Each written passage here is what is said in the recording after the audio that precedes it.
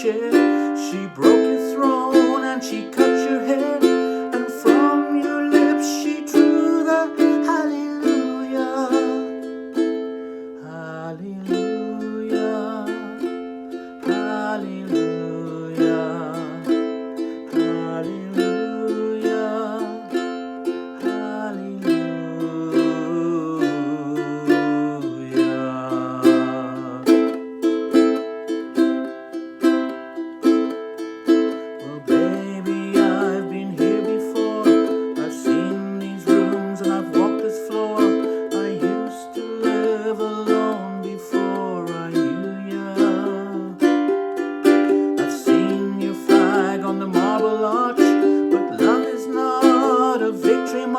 it's a cold and it's a broken hallelujah, hallelujah, hallelujah, hallelujah,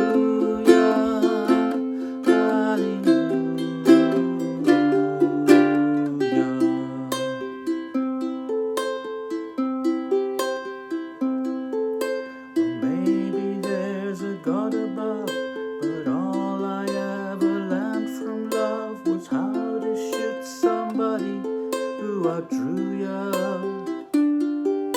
It's not a cry you hear at night, it's not somebody who's seen the light, it's a cold and it's a broken hallelujah, hallelujah, hallelujah, hallelujah,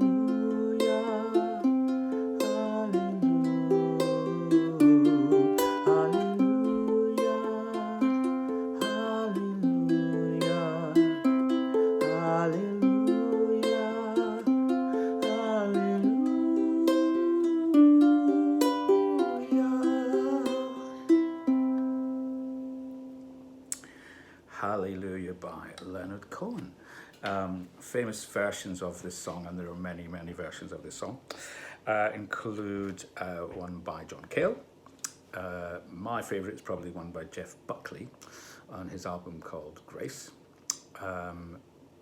Quite well known from the movie Shrek. The version is done by Rufus Wainwright. And there's a beautiful version by K.D. Lang, which is well worth checking out if you haven't heard that one before. So, playing it on the ukulele, I'll start with a little introduction, which is a little bit of the melody from the chorus, which I'll show you now. Lots of open strings, very nice. So it goes E, that's our E string, the third one from the top. Then G, the G string, I'm playing with my thumb, the one nearest my face. And then A, the one nearest to the floor. A twice, and then backwards, A, G, E, E. Repeat the first pattern, E, G, A, G, E, and then we're going to add a finger on F, that's on the E string that we've just played on fret 1. Take it straight off again for another E, and then down to a D, that's on the C string, fret 2, and then we're into our verse. So I sang 4 verses, and I played each of them in slightly different ways. The most basic one, the first way, where I'm just strumming the chords. I'm using my index finger to strum. Some people prefer to use your thumb, whatever works for you. So let's look at the chords, and then we'll look at the other variations and how to play it. So first chord, C.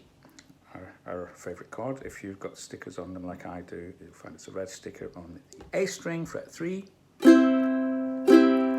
We do that twice, and then we go to A minor for another 2 beats. A minor, finger 2 on string, the G string, fret 2.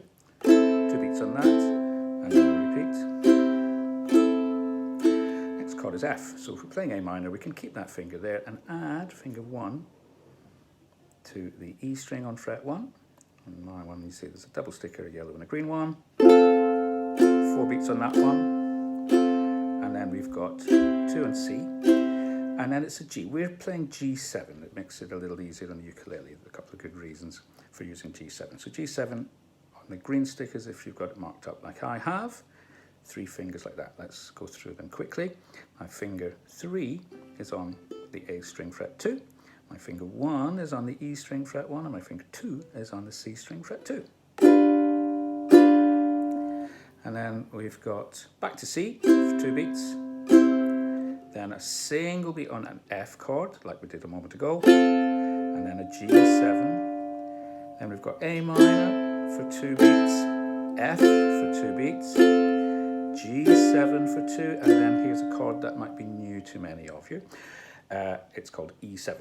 Now, we're going to change it from the G7, which looks like this, and all we're going to do is move our finger 1 across to fret 1 on the G string. The other 2 fingers stay exactly where they are. E7. So 2 beats on that, and then we do A minor. And I'm doing 1, 2, 3, and holding that one for an extra beat. And then the chorus is F for 4, A minor for 4, F for 4 more, and we've got C for 2, G7 for 2, and then we're back to our, it's the same as the introduction. In the bits between the verse, we're playing C for 2, A minor for 2, repeat, and then we're into the next verse. Okay, so let's look at the other ways that I played it. The second verse, I continued to do downstrokes, and I followed it with an upstroke using my index finger. So the downstroke is a longer one, the upstroke is a little shorter in terms of time. If you're using your thumb, not so easy to do the upstroke with your thumb. Index finger is a little bit easier. So on the way down, I'm using this fingernail. It's hitting the strings, and then it's the soft part of the pad of my finger, which I'm pulling upwards on the way back up. The third way, it's a technique called thumb drag, and this is fun. So you do a very similar stroke to what you've just done, except after you've done the down stroke with your index finger, you follow it with your thumb, like that. And then an upstroke with your index finger again. So very slowly, it's index finger down, thumb following behind it, and then index finger back up.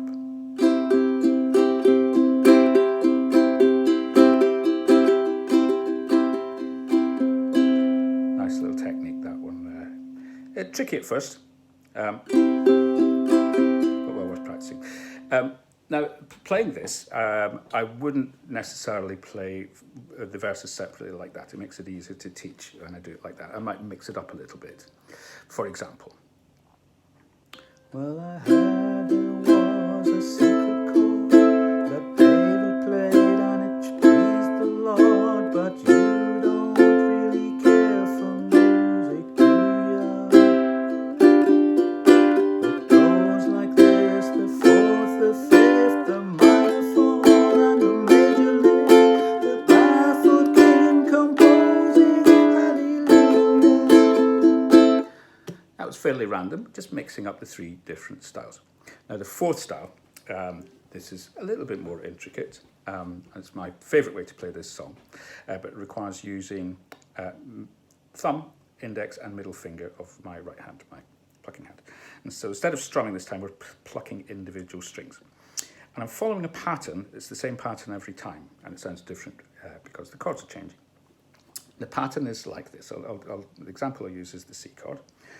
And so I'm playing the C string with my thumb, and then the E string with my index finger. My thumb is moving back upwards to play the G string, and then my middle finger is playing the A string. And then I finish by going back to my thumb on the G string, and back to my index finger on the E string. This is called an arpeggio. Another Italian word for your collection there. Arpeggio, it's a chord where you play the notes individually. Starting at the lowest one, you go up and you come back down again. Now, I've done a couple of variations on the chords A minor and F. The reason being, if I do a normal A minor and I do this pattern, those 2 notes on the G string, fret 2, and the A string is the same note. doesn't sound so great. So what I'm doing is I'm adding that finger, the same finger that was playing C, that's just going to stay there on that red dot there. All right, so it's a different inversion of the chord A. So the beginning, for example, I've got C, A minor,